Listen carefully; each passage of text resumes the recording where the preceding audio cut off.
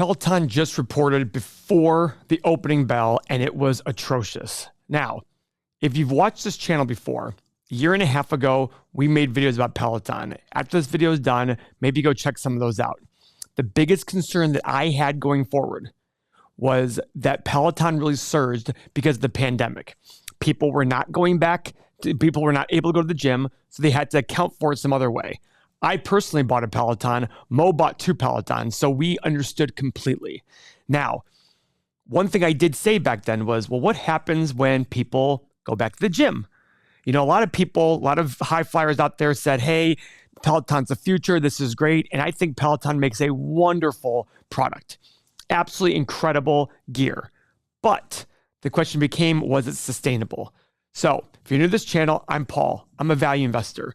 I don't just look at 1 year numbers or 1 quarter numbers to make my decisions. I like to find companies that I can sit there and reasonably determine what they can make over the next 5, 10, 15, 20 years and see if I can buy it for less than I think it's worth. How did that happen? Some sort of mispricing in the market. Remember, if we can have mispricing on the upside, we can have mispricing on the downside. I thought Peloton was very mispriced a long time ago. When it was $180 a share, there were some other YouTube people out there saying this is an automatic buy, this is a lock.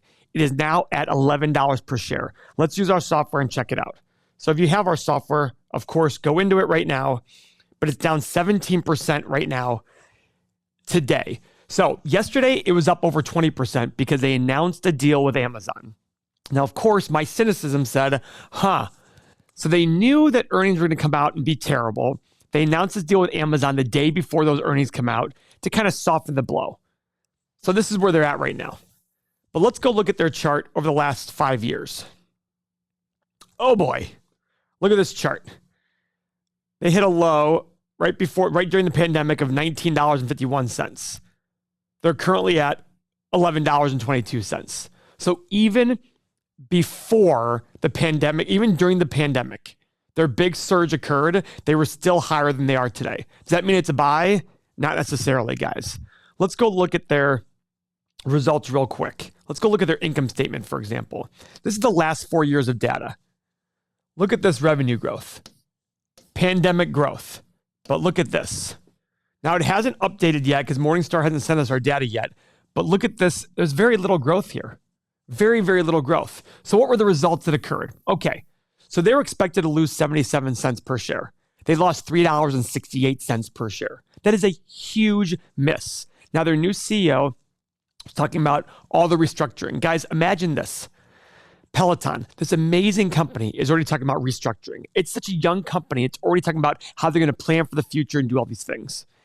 Their revenue was 678, and they were estimated to get 682. It's not a huge miss, but the point is it's a miss. Now, the biggest indicator, I think, for why the stock is down today, they were guiding at the analyst estimates were guiding for $723 million in the next quarter in revenue, and they have actually now lowered that guidance to 625 to 650 in revenue, even lower than this last quarter.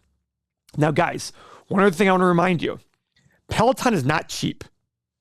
I have that Tread Plus, and it's like a $4,000 treadmill. So if we hit a recession and we have tough times in the economy, or we're in a recession right now, do you think Peloton is going to be an item that people go, yeah, I'll pay for that? Or are they more likely to say, you know what, I can go to a local gym, pay $15, $20 a month, and get a bunch of other things? It's a luxury item. It's a luxury item that isn't needed. You know, it's not like Louis Vuitton, where Louis Vuitton doesn't struggle that much during recessions because their market isn't the average person. But Peloton is marketing trying to be a better option for the average person. Now, do they sell it to luxury people? Absolutely. But they're trying to be an upper end of an upper middle class kind of item. But during recessions, that's going to hurt the company. So I'd always be cautious on that one. Let's look at, I don't think we have 8 pillars on them because we don't have 5 years of data. Let's check out their balance sheet real quick. So we have total current assets of $2.57 billion. Now keep in mind, there's $1.4 billion in inventories here. That's a big chunk, but they do have a lot of cash. But their total liabilities are $2.66 billion. So they almost have enough cash to pay off all their liabilities. That's a very good sign for the company. But one thing I want to check out here is the number of shares outstanding. Look at this, guys. They are diluting the heck out of everybody. And I don't blame them. Between here and here, their stock skyrocketed and it made no sense. If I were the company CFO, I'd say, wait a second, why should we take on any debt? Everybody loves our stock. Let's just give them really, really expensive stock and use that cash to grow the business. So what they do, they issued 100 million shares in the last 4 years. Let's say the average for that was $50 a share. That's $5 billion in cash. But if we go to their net income, they've been bleeding money. They only had profit 1 year. So that 1 year of COVID, when they skyrocketed, they only made $200 million. That's pretty sad to me. That's pretty freaking sad to me. So let's go check out their cash flow statement because it might be a little bit better. And it's not. Look at this, guys. 4 years of cash flow. Loss, slight gain, massive loss. So with record revenue, they still had massive loss in income and cash flow. Does this sound like an amazing company? It very well could be. But at what price?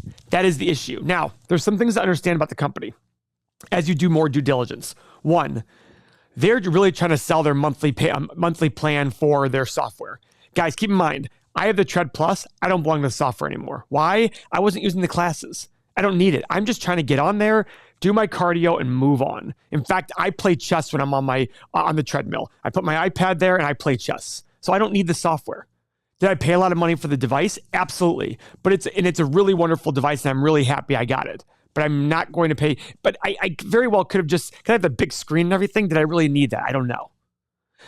For the Tread Plus, by the way, they also offered, because of the safety issues, they also offered to me, hey, we'll give you a free refund to replace it. And I could have got 2 more treadmills with that money. I haven't done that yet because it was actually very difficult to return the treadmill. That's the interesting part. When we try to return the treadmill, it was actually very, very tough to do so.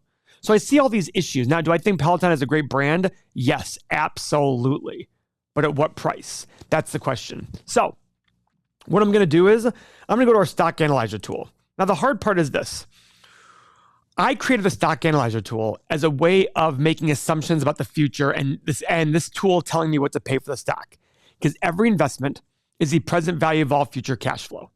If you watch any of our videos, we have 1,700 some videos in our library. I say that statement probably 8,000 times per video. Every investment is the present value of all future cash flow. So what's the future? We don't know.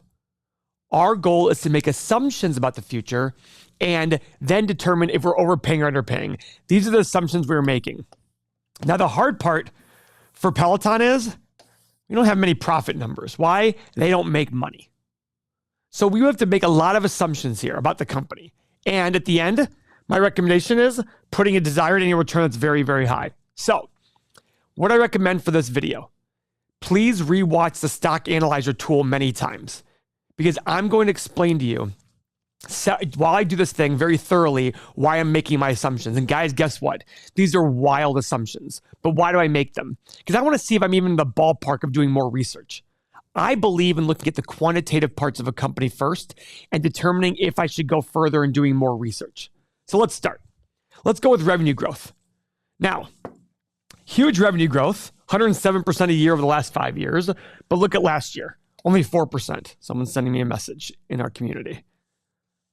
So what am I going to do here? Well, let's see. Let's go with 0, 4, and 8% revenue growth. Again, I'm being wild here. I'm saying, listen, let's assume they just stay zero revenue growth the next 10 years. It seems a little unreasonable, but let's assume that. Let's go with 4% a year. Let's go with 8% a year. Profit margin. Now, this is where it gets tricky because you have 2 components. You have selling the actual equipment and you have software. Selling the equipment's a lot lower margin than the software. Let's actually look at their gross margin numbers here. Their gross margin is only 25.5%, but they're really trying to get people onto their software. So I'm going to sit here and do profit margins of 4, 7, and 10%. Could it be low? Could it be high? I have no idea. Why? We've never seen actual sustainable profit in the company. I don't know what it's going to be, but again, I'm trying to make some sort of assessment as a starting point. Free cash flow margin. Usually I do free cash flow the same. And the reason being is over long periods of time, free cash flow and earnings should be very similar. So I'm okay making the same assumption for free cash flow as I did for profit margin. Okay. Next thing, PE. Now, guys, for PE, we have to assume a PE ratio and a price to free cash flow ratio at the end of 10 years. It's not for today. It's for the end of this because we're trying to determine an end value for the company. So Peloton's great. It's wonderful, blah, blah, blah, blah, blah. What PE do we assign to it? Well, the historical average for companies is around 15. Now, two reasons to have higher PE. One, a moat. Does Peloton really have a moat? Are they the best in the business? I do believe they are, but is that really a moat? I don't know if it's really a moat. I don't know. Like, you already see the fact that people have already, sales have already collapsed. I mean, I look at that going, that's not very moat-ish. So I'm going to say no to that.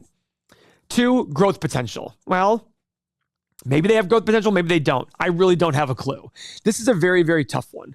So I'm going to go conservative. I'm going to go 12, 15, and 18. Because maybe they, in the next 10 years, turn themselves around, rebrand, figure out a way to really become this moat company with a lot more growth potential, which could happen. But another thing I want you to do, go figure out what the world of fitness, the market size for the world of fitness. I do believe that as decades have gone on, we care more and more about fitness. And Peloton, I love companies that care about quality. And Peloton absolutely cares about quality. And that's a big thing for the future. But they do have a lot of problems in the meantime. So again, price to free cash flow, I'm going to do the exact same thing. Now, desired return. Guys, this is a company with high risk. They don't have profit. They don't have free cash flow. They have a turnaround here. I'm going to go really, really high on my desired annual return. I'm going to go 20%. So I'm going to start with that point. And then I'm going to come back here and decrease my desired return a little bit lower, maybe to 15%. So I'm at the analyze button. So again, rewatch this. And also watch after that. I'm going to do another one with 15%. Just change it real quick. Hit the analyze button. Okay. We have a low price of 3, a high price of 14, and a middle price of 7.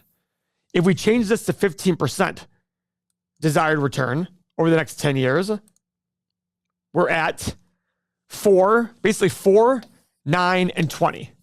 Now, this assumes they get to profitability day one, though. That's the hard part. That's why I think 20% return is the appropriate return level for this company. So what does that mean? It means we need to do a lot more research. What research is that? We need to figure out what is their plan for returning to profitability. What is that plan to be becoming more sustainable?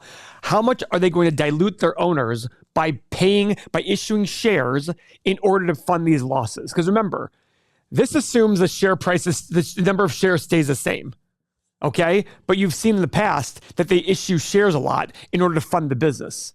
Are they going to take on debt to fund the business? These are all questions you need to ask. But that's why I put such a high 20% return.